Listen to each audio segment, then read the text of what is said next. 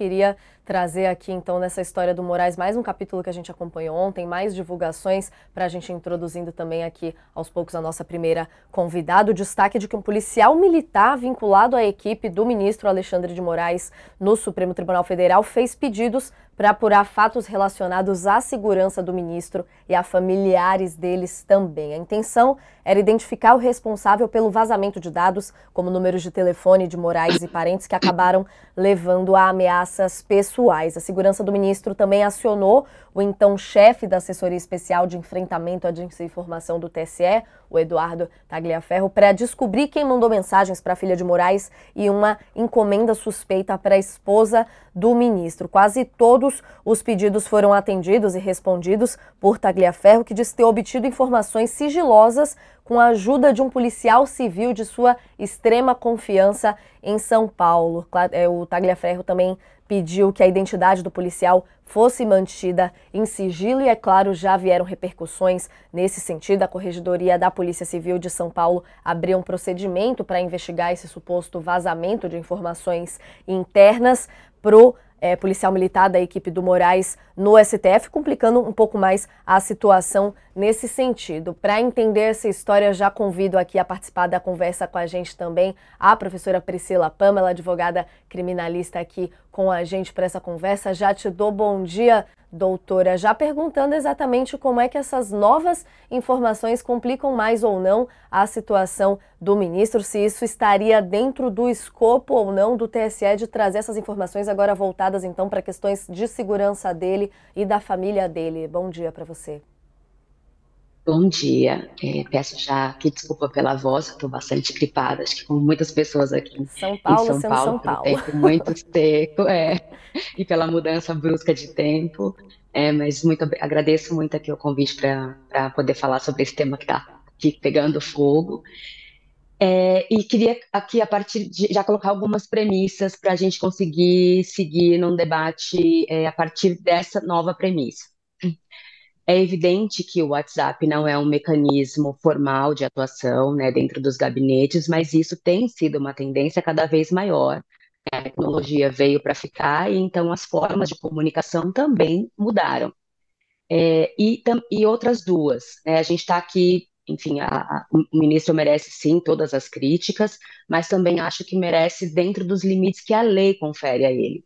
E o ponto é, nós temos legislações bastante colidentes e conflitantes, que chega a nos dar um sentido de esquizofrenia, né? Porque é uma coisa, ela parece conflitante, mas é ela quem permite que isso seja dessa forma.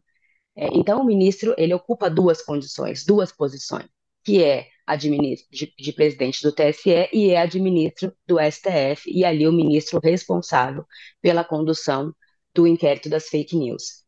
Isso, por si só, é problemático. E é um problema da estrutura, é um problema de países cujo esse micropoder se instalou, se arraigou de tal forma que permite que um mesmo profissional esteja em posições de alta relevância para o país distintas, né, exercendo funções distintas e que não deveriam se comunicar, que deveria cada qual ocupar a sua função. Então, infelizmente, os nossos regulamentos permitem essa esquizofrenia em que o ministro deveria pedir para ele mesmo para que se remetam informações.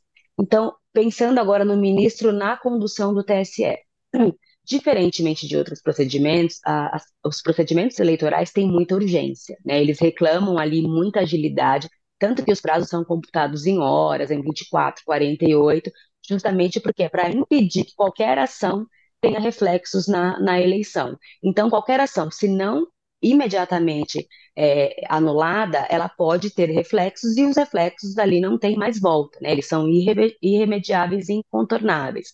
Por isso, os procedimentos acabam sendo muito mais flexíveis. E ali, dentro das funções, dentro das atribuições de ministros, de presidentes do TSE, que estava visando a regularidade do procedimento, do processo eleitoral, os atos são, de fato, muito mais informais e o ministro tinha, sim, não só por incumbência, mas é ali a obrigação dele zelar pela regularidade das eleições.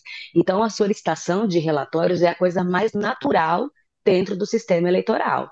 Tá? Então, aqui dentro do âmbito da justiça eleitoral, não vejo problema É claro, se pode ser por via WhatsApp ou não, aí é uma outra discussão em que a gente vai precisar regulamentar qual é a forma, se por e-mail, qual a plataforma é mais indicada, mas diante da urgência, o WhatsApp tem se revelado, sim, um instrumento bastante utilizado. Então, isolemos agora essa atuação.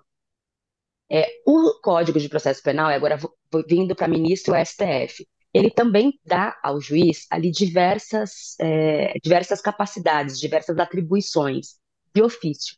Então, este mesmo juiz, ele pode solicitar informações, ele poder-dever do juiz, do magistrado. Então, ele pode solicitar informações, dados, relatórios, ele pode solicitar, ele pode de ofício decretar busca e apreensão, sequestro de bens, ele tem esta margem de decreto, de decretar diversas medidas.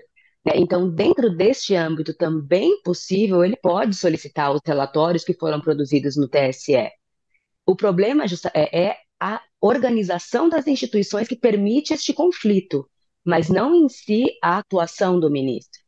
E este é um ponto bastante importante de a gente trazer para as discussões, para que a gente não confunda as coisas, né? Eu estou vendo muita gente dizer, o ministro está quase praticando a mesma coisa que o Moro. Não, assim, o Moro falava com as partes, ele produzia elementos diretamente com as partes interessadas.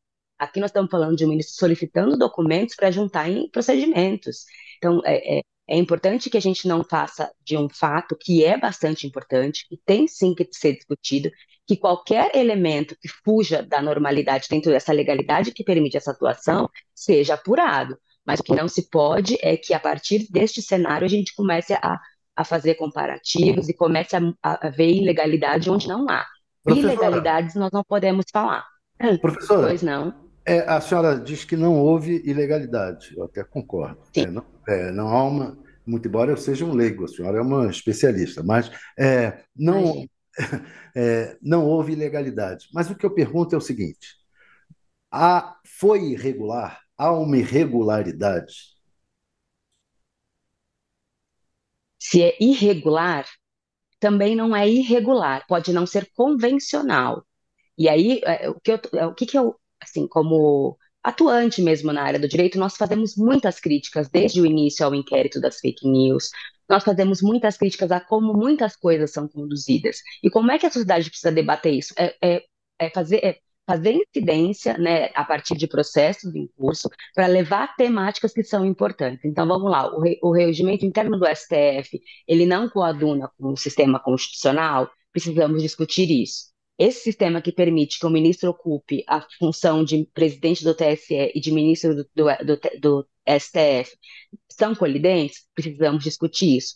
Porque elas, ali, da forma como elas estão postas, a lei permite. Então, se a lei permite, elas são legais. E elas não são irregulares, porque não há, dentro do regulamento que determina a regularidade ou não, isso não é vedado. Então, isso pode ser uma prática não convencional, Mas não porque é também não vedado, estávamos.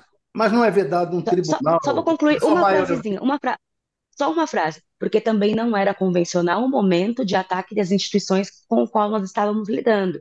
Então, nós não estávamos no momento de normalidade institucional, mas sim de anormalidade. Então, coisas que não eram convencionais acabaram sendo praticadas.